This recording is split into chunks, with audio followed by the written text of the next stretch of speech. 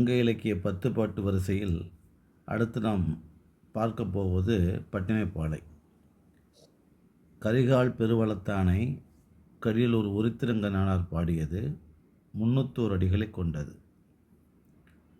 ஏற்கனவே கடியலூர் உருத்திரங்க நானார் புறநராற்று படையையும் பாடியிருக்கிறார்.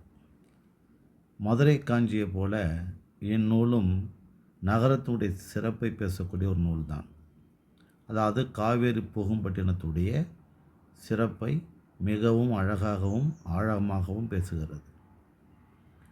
வான் பொய்ப்பினும் தான் பொய்யா மலைத்தலைய கடற்காவேரி என்று நாம் அடிக்கடி பயன்படுத்தக்கூடிய சொல்லாடல் இந்த நூலிலிருந்து வரக்கூடிய வரிகளை தான்.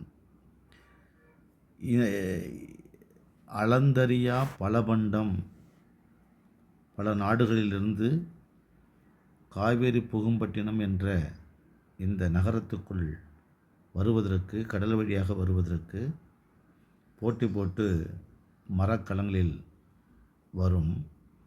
அவ்வாறு வந்த பொருள்களை சுங்க வரி விதிப்பதற்காக பல பொருள்கள் அங்கு காத்து கொண்டிருந்தன, காத்து கிடந்தன என்று அளந்தறியா பலபண்டம் துறைமுகத்தில் கிடந்திருக்கின்றன என்பதை பற்றி பார்க்கிற போது இந்நூலில் இந்த நூல் காவேரி பூம்பட்டினுடைய சிறப்பை எவ்வளவு அழகாக சொல்லுகிறது என்று நாம் தெரிகிறது.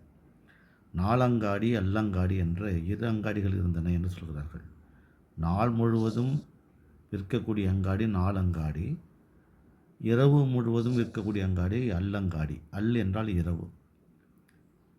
இந்த 2 அங்காடிகளும் இருந்தனால 24 நேரங்களும் வணிகர்கள் வாணிபங்கள் நடைபெற்று கொண்டிருந்தன என்று இந்த நகரத்துடைய சிறப்பை இந்த நூல் கூறுகிறது.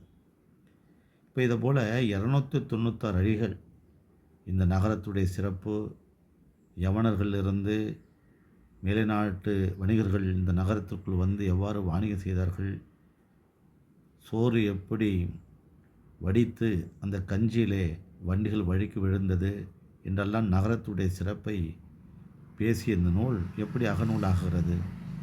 அது 296 அடிகள் புற செய்திகளை மட்டுமே சொன்ன இந்த நூல் வெறும் 5 அடிகளால் மட்டுமே, என்ன மொத்தம் 300 அடிகளை கொண்டது, வெறும் 5 அடிகளால் மட்டுமே அது அகநூல் என்ற பெயரை பெறுகிறது. அந்த 5 அடி என்னவென்றால், முட்டார் சிறப்பின் பட்டினம் பெறினும் வாரிரும் கூந்தல் வயங்கிலை ஒழிய வாரின் வாழிய நெஞ்சே. எவ்வளவு பெரிய பட்டணத்தை பெற்றாலும் இருண்ட கூந்தலை கொண்ட அந்த பெண்ணை விட்டு விட்டு நான் வரமாட்டேன் என்று சொன்ன அந்த செய்தி தான் இந்த நூல் அகநூலாக மறுக்காரன்.